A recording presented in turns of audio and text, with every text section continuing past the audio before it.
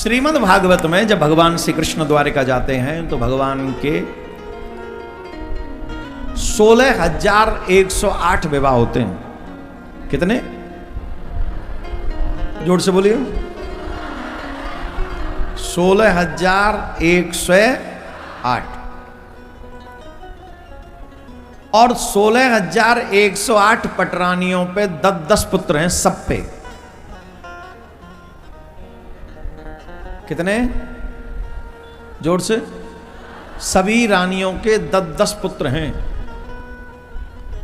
और एक एक बेटी है। कितने? जोर से। 10-10 पुत्र और एक एक। तुम्हारे कितने बेटे हैं?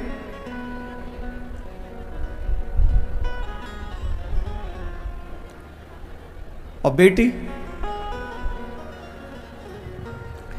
इतना डिसबैलेंस फैमिली है हमारी, पता ही नहीं हमें करना क्या है।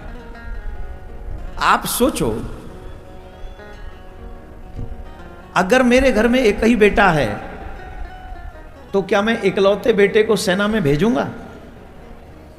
जवाब दो। अगर मेरे पास एक ही बेटा है तो क्या मैं उसे साधु बनने दूंगा? इकलौता बेटा हुआ तो साधु बनने दूंगा? तो अगर एक ही बेटा होगा न तो साधु बनेगा और न सेना में जाएगा, तो सेना भी हिंदुओं के बिना हो जाएगी और संत समाज शून्य हो जाएगा। तो न तो साधु मिलेंगे और न सैनिक हिंदू होंगे। तो क्या होगा? बोले सैनिक नहीं तो देश असुरक्षित और साधु नहीं तो धर्म असुरक्षित।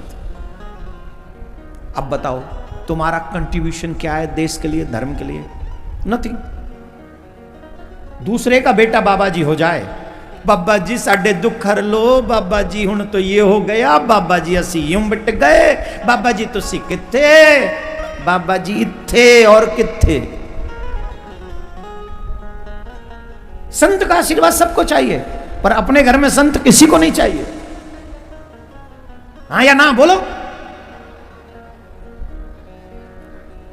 इसलिए हर सनातनी के घर में कम से कम 4 बाल गोपाल होने चाहिए।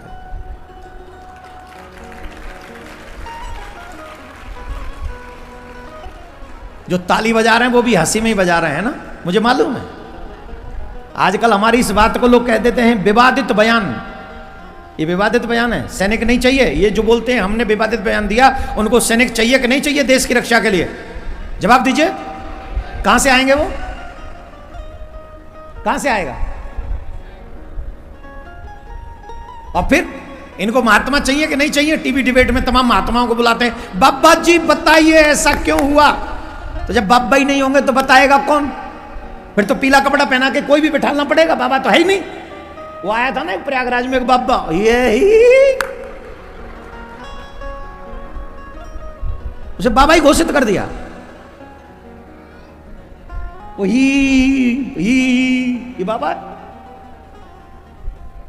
और सारे टीवी चैनल वाले उसी का इंटरव्यू ले रहे हैं।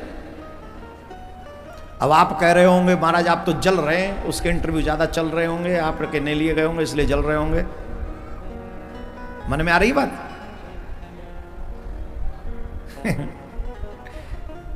अब तो मैं बचता हूं इंटरव्यू देने से, मुझे डर लगता है अपने आप से, किसी से नहीं, अपने आप से। जो समाज की सिचुएशन है, अगर मुझसे कोई पूछ ले तो मुझ पे छुपा नहीं जाता, मुझ पे रहा नहीं जाता।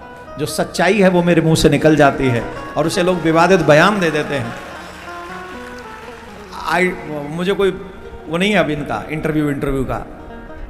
लेकिन सच बताए, किस किसने हमारे इंटरव्यू सुने टीवी पे? किस किसने डिबेट सुनी है हमारी?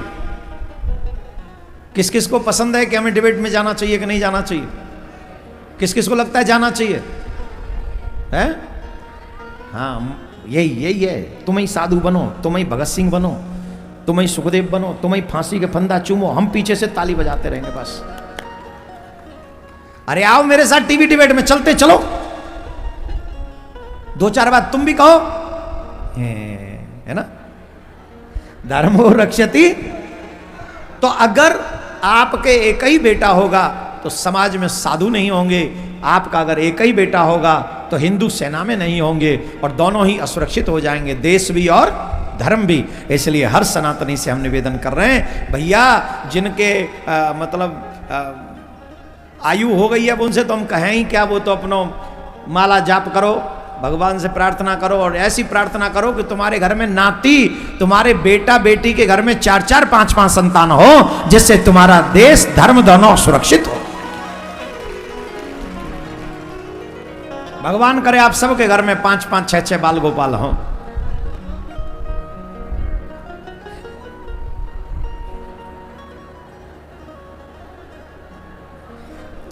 क्या हो गया हमारे हिंदुओं को, कितना कहूं मैं इनके लिए, राधे राधे बोलना पड़ेगा, ऐसे नहीं जोर से बोलना पड़ेगा।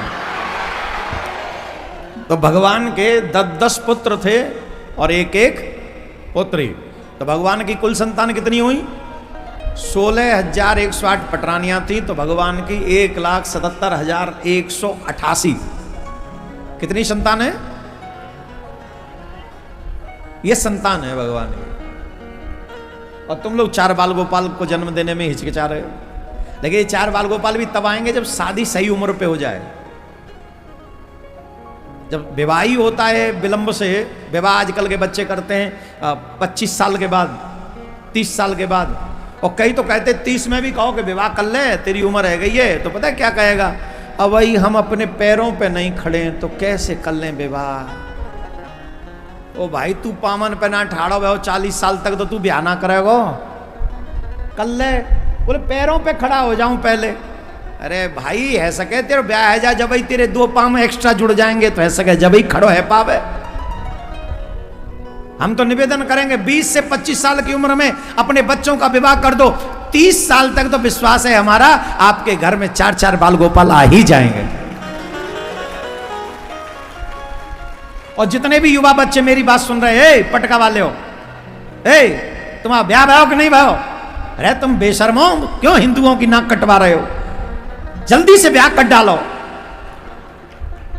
हाँ, आई सब में जितना जल्दी हो सके ब्याह करो। जितने भी युवा बच्चे बैठे यहां पर, ब्याह करो और ब्याह ही करो।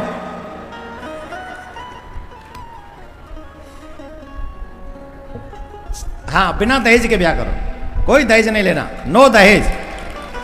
हाँ बिल्कुल दहेज नहीं लेना चाहिए, दहेज लेने वाले पाप करते हैं। अच्छी बेटी ढूंढो, संस्कारी बहू तुम्हारे घर में आएगी तो पैसे की बरसत ठाकुर जी करेगा। और अगर घर में संस्कारी बहू नहीं आई, कितना भी दहेज ले ले भाई, दहेज के बाद में चक्कू वो लावेगी संग में महीते। हाँ तो फिर ठीक नहीं रहेगा। तो दहेज नहीं मांगना चाहिए, अच्छी संस्कारी बहू आए ऐसे मन में भाव रखे। 20 से 25 साल की उम्र में विवाह हो और फिर भगवान को मानने वाले बच्चे हमारे घर में आए, ऐसी प्रार्थना हम भगवान से भी करें। भगवान नित्य सत्संग करते, स्वयं भगवान की दिनचर्या, प्रातःकाल जल्दी उठते हैं और प्रातःकाल जल्दी उठकर स्नान करते हैं, ध्यान करते हैं। ध्यान के बाद क्या करते हैं? विद्वान ब्राह्मणों को बुलाते हैं और विद्वान ब्राह्मणों को बुलाकर नित्य कथा सुनते हैं, वेद और पुराणों की नित्य कथा सुनते हैं। किसकी? जोर से बोलो। वेद, अब भगवान की तो कथाएं पुराणों में, फिर भगवान को क्या आवश्यकता है पुराणों की कथा सुनने की? क्या आवश्यकता है? अरे भाई वो इस धड़ाधाम पर आते हैं हमको शिक्षा देने के लिए। वो कहते हैं जब हम आए हैं और हम भी यहाँ पर तुम्हें बता रहे हैं, सिखा रहे हैं, हम भी आकर कथा सुनते हैं, तो तुम लोगों को भी जीवन में नित्य कथा सुननी चाहिए। क्योंकि तुम अगर नित्य कथा सुनोगे तो तुम्हारे विचार गलत दिशा में नहीं जाएंगे, तुम्हारे विचार सही दिशा में जाएंगे और सही दिशा में जाते रहेंगे, आनंद होता रहेगा। भगवान को कथा सुनने की आवश्यकता नहीं है, पर विद्वान ब्राह्मणों को बुलाकर नित्य कथा सुनते हैं। और इसी स्थान पर बक्सर में जहां हम और आप हैं, भगवान श्री राम भी लक्ष्मण जी के साथ मुनि विश्वामित्र जी के सामने शास्त्रों का स्वाध्याय करते हैं, कथाओं का श्रवण करते हैं, इसी बक्सर वन में। ये कोई छोटी बात नहीं। वेद पुराण सुनहि मन लाई, आप कहीं अनुजय समझाई। भगवान श्री राम भी और भगवान श्याम सुंदर भी। अब प्रश्न यह है कि वेद पुराण रामायण की कथा को हम बार बार क्यों सुने?